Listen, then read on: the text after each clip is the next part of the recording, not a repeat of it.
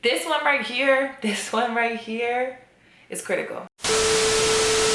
Hey y'all, what's up? What's going on? It's Kyrah. Welcome back to my channel. If you guys are new here, please make sure to subscribe and give this video a thumbs up. Also turn on the bell so you never miss an upload from me. Welcome back to my fam. What is going on? So today I want to talk to you guys about college. So I wanted to put together my top 10 hacks for how to survive college. I actually got my bachelor's degree from Rutgers University in New Jersey last year in 2019. I got my bachelor's degree in communication. I don't know why I was like drawing a blank. I got my bachelor's degree in communication with a specialization in public relations, and now I am currently at USC working towards my master's of science in digital social media. I know, that's a mouthful. So in a nutshell, basically I work in the communication industry. I work within the media realm and with the social media world, YouTube, content creation, all that. So I specialize in content creation, which is what I'm doing right here. And I also specialize in digital marketing, social media marketing, and stuff that's more so on the back end of how users are able to get their content and how businesses are able to succeed, entrepreneurship, so on and so forth, yada, yada, yada. That's enough about me though. I think we should just hop into the video. Being in college is such an experience. It can be hard as hell at times, like hard as hell. It can also be super rewarding. Some days can feel like you're wasting your time, you're doing nothing at all. It's a lot of ups and downs, and especially right now with the current climate of the world and being in a pandemic, most of us are in school online. So Zoom classes, it's a lot going on, and I think a lot of people can tend to feel like because we're in Zoom classes, you don't have to actually attend school, or it might feel like you're not really in school, but that is not true. Them grades are not going to lie, and if you plan on going to graduate school or working towards higher education after you finish your initial bachelor's degree, or say you're working towards an associate's and you're planning on transferring into a school to work towards a bachelor's degree, it's going to be so important for you to keep them grades up. I know it's going to be hard, but you gotta keep them grades up, and you gotta really buckle down and focus, because we're in a super interesting time right now, but nonetheless, the work has to get done. Tip number 1, go to class. I feel like this is something that is a no-brainer, or it seems like, but seriously y'all, go to class. I think it depends. You can kind of gauge based on your syllabi, you know, what exactly you guys will be doing day to day in class, but try your best to attend class. That's your opportunity to ask your professor questions, and the questions that you might be wondering could be answered as well. It's really your opportunity to just be there and be absorbing the information rather than you skipping class and then trying to play catch up, because what happens when you try to play catch up or when you don't go to class is that you're trying to retain the information just to pass the assignment, pass the test, finish the paper, whatever the case may be, but you're not actually there to, most of the time, you're not actually, you know what I'm saying, teaching yourself the information and learning it to actually be able to apply it. And y'all, college is not cheap. In fact, if you're not in college for the right reasons, it can feel like a scam. Trust and believe, I've been there, and so many people have been there. So you really want to make sure you're taking as much as you can away from your courses and really applying it to your real life. And the best way to do that is to go to class. Hack number 2, memorize your ID number. Y'all, this one definitely probably sounds like a no-brainer, but I cannot even begin to express to you. In college, you literally communicate with your professors and with the administration, particularly like financial aid and the registrar and those types of offices. You are your ID number. They do not care about your name. They do not care about who the person is. They identify you by your ID number. Depending on the size of your school, this might vary just in terms of how often they rely on your ID number, but I promise you, I pinky promise you, you need to know your ID number. A lot of times the number is like 10 digits, 12 digits, 15 digits, whatever the case may be. And if you don't memorize it, when you reach out to financial aid, you're gonna say, like, I will be like, hi, my name is Kyrah Arthur. I'm reaching out on such and such, And they're gonna be like, what's your ID number, sis? And if I don't have my ID number, then that's gonna be a problem, because then you're gonna have to double back and go try and find it. So make sure you memorize your ID number, memorize your logins, memorize all of those numbers that pertain to you, like your class numbers, things of that nature. Memorize that stuff. Write it down on your phone. If you're not good at memorization, do something. Tip number 3. This one right here is critical. Do not buy your textbooks immediately. I cannot even begin to tell you how many people or how many times myself included, you buy all these textbooks for this class, or you spend all this money because the textbooks be so expensive and you never even open them. I think sometimes the professors will put the textbooks and you choose not to open it because you don't feel like doing the readings, which is not good. Or a lot of times you just don't use the textbook. Sometimes professors will post their own writings and stuff like that in the syllabus, so it's a way for them to be able to get revenue.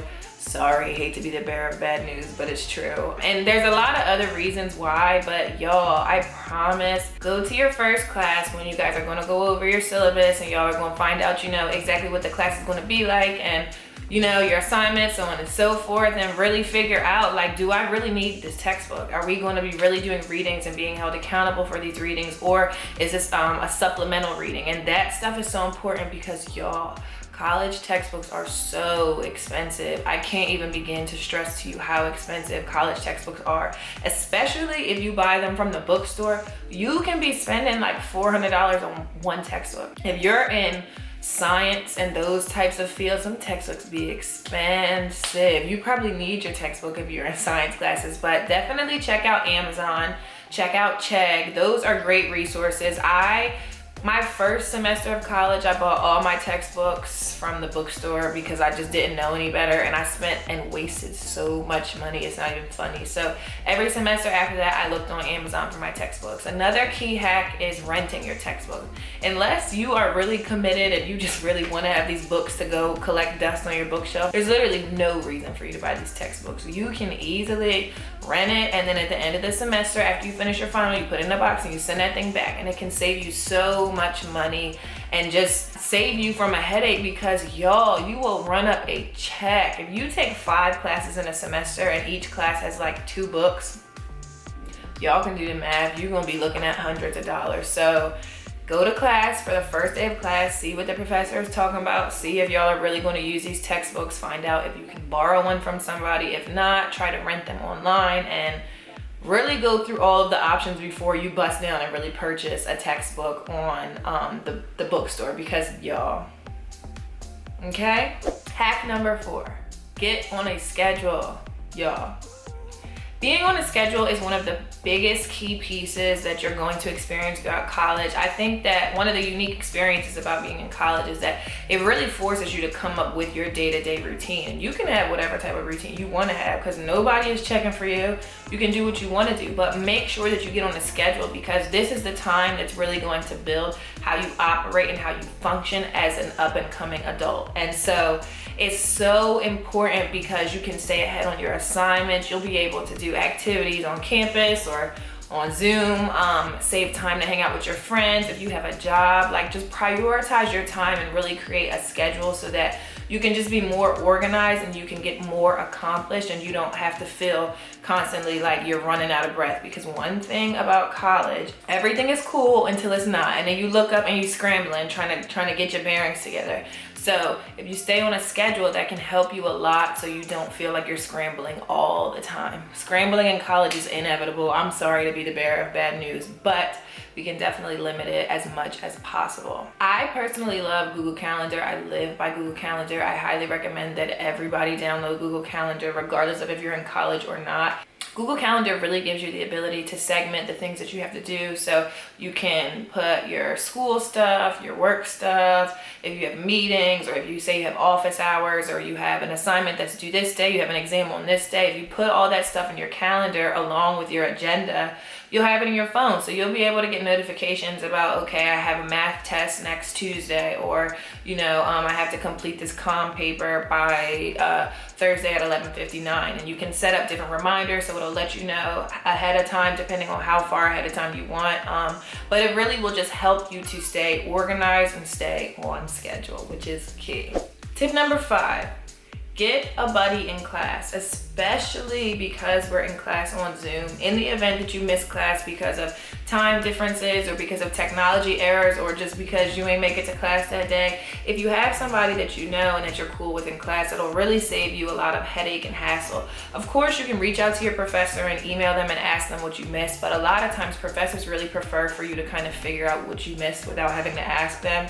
you know, like get on the syllabus, read, ask your classmates, whatever the case may be. Having somebody that you're cool with in class is so critical, also because maybe you missed a little bit of the notes, or maybe there's an area of the lecture that you didn't completely understand, but they understood it, or vice versa. So it's just really, you know, working as a team and really being able to help each other out so you don't feel like you drown in, because school is nothing to play with. Hack number 7.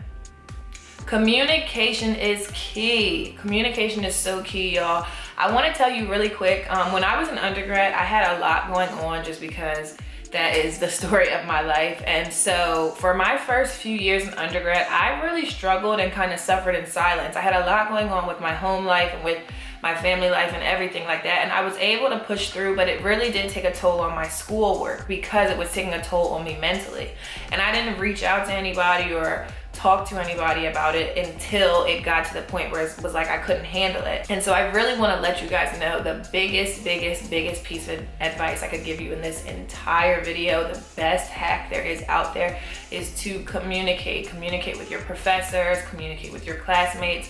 Just make sure you communicate. But your professors can't help you and they can't look out for you if they don't know that something is wrong. So, you know, everybody runs into issues. Maybe you didn't complete an assignment on time because you had a lot going on. Rather than just taking that 0 or just, you know, sending it in late and and your professor may be thinking that you don't care about your work, communicate with them. Shoot them an email and let them know, like, hey, I had a lot going on this week and I wasn't able to complete the assignment to the best of my ability. They will be so appreciative of that, and 9 times out of 10 they will be really understanding and really willing to work with you. So it is so important that you communicate with your professors and your staff and everybody that's going on. If you got a lot going on and you're just overwhelmed and flustered, speak to student services, speak to your advisor, talk to somebody, let somebody know so that they can help you, because it's a lot going on and you are not the only person who has a lot to deal with. But like I said, if they don't know, they can't help you. Hack number 8.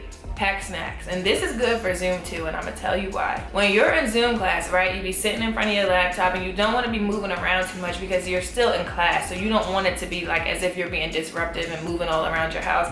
But you're gonna get hungry or you're gonna get thirsty, and so having a little snack to help get you through and having, you know, like a bottle of water or something nearby so that you stay hydrated is so critical, especially for those of you guys who are in undergrad who have 5-6 classes a semester. You might be having days where you have 4 classes back to back, and in today's age they're on Zoom. So you can get so fatigued from Zoom so easily. If you have meetings and you have a job, you might be on Zoom even more frequently. So just making sure that you're really taking the time that you need to eat a snack, get some Cheez-Its, get some raisins, some almonds, put something in like a little sandwich bag and just have something that you can nibble on while you're in class. And even when we get to go back to school in person, this is going to be so imperative, just having that stuff to hold you over, because it's going to be really hard for you to focus and really perform at your best ability. If you're hungry and if your stomach is talking while you're trying to talk, it's not going to work. Hack number 9. Try to cater your assignments to your career interests.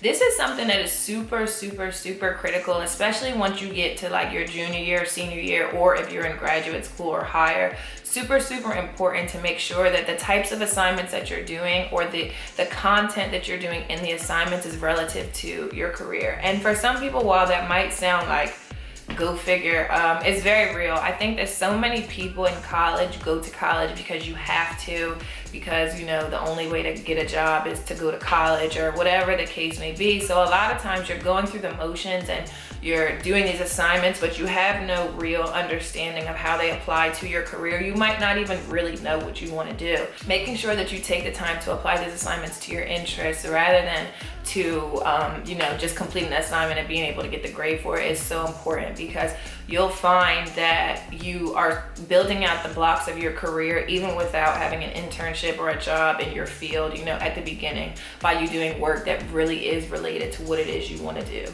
And if you don't know what you want to do, that is okay. Trust me, I've been there. We all been there. The only way for you to figure it out is trial and error. Speaking of trial and error, that leads me to my next point. Hack number 10 is to take a variety of classes.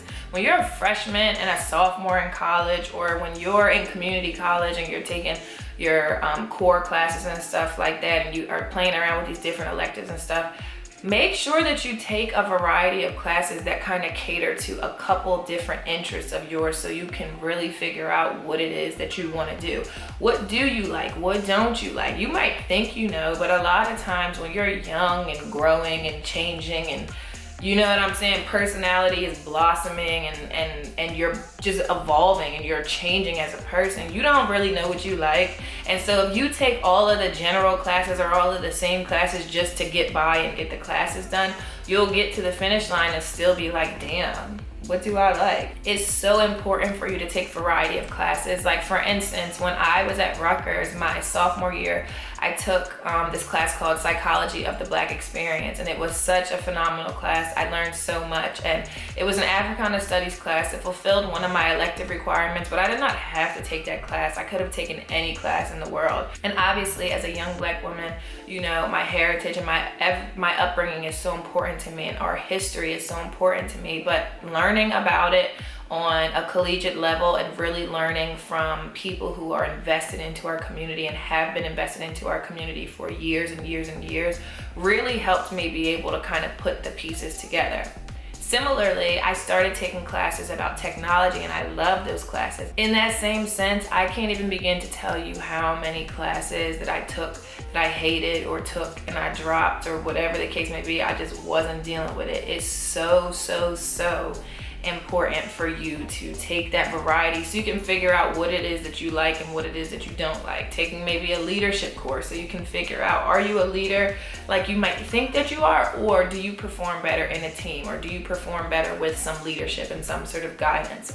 Getting these skills from these classes, these soft skills like critical thinking and like your ability to understand emotional intelligence, thinking outside the box, all of these things are little skills that you're going to have to be able to weave into whatever it is that you actually do. Like whether it be you dance, you sing, you rap, you I don't know, whether you're the CEO of a company, whether you work in the science field, English, whatever it is that you may do, these pieces are going to be the building blocks of you being able to successfully execute your career. So make sure you broaden your horizons. Make sure you're taking a lot of different types of courses that are still fulfilling requirements, of course, so you can really figure it out what it is you like and what it is you don't like, so you don't have to waste any more time doing stuff you don't like, period. And last but not least, hack number 11, this one is a bonus one. Have fun, y'all. I know that because of COVID and because of the current climate that we're in right now, everything is really interesting. A lot of y'all aren't able to be on campus with your friends. You're not able to really participate in person with on-campus activities. But honestly, y'all, college is some of the best years of your life. It's your opportunity to really just have fun, spread your wings, do what you want to do. If you want to go out to a party Thursday night, Friday night, Saturday night, do that. Is it the smartest thing in the world? Maybe not, but you'll probably never be in a space in your life when you can just do stuff like that and bounce back from it. In the age of Zoom, what I would say for you guys is hop on FaceTime with your friends, you know, like do things that will allow you to just kind of let loose, whether it's like have a karaoke night with your friends, or maybe order Uber Eats one night, right? And just chill out. And hopefully, crossing our fingers, we'll be able to get back on campus very soon. And then you'll be able to run around and do whatever it is that you want to do. Go sit in a caf, go be in the student center, chop it up, be in the mix, do all that stuff. Have fun. It's really such an amazing experience, and at the time it can sometimes feel like it's dragging, but it flies by. I promise you, those 4 years fly by so quickly. So make sure that you enjoy yourself and work hard and play hard too. So that is pretty much it, you guys. I wanted to give you guys these top 10 hacks on how to survive college and how to really be the best version of yourself and the best student in college. We're all just out here trying to learn and trying to succeed and trying to build careers, and it can be really heavy. It can feel really overwhelming and really stressful, but it can also be really beautiful. So hopefully with these hacks, you'll be able to really enjoy yourself and take a little bit of the edge off, just a little bit. I'm wishing all of you guys a super successful semester, a super successful year. We're gonna make it through COVID, y'all. I promise. Hug on your loved ones, hold your loved ones.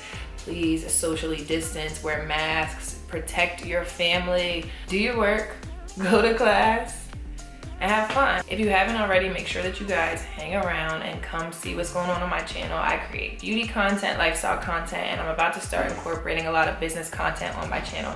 There's something here for everybody, so make sure that you guys subscribe, give this video a thumbs up, check out some of my other videos, and I will see you guys in my next one. Bye.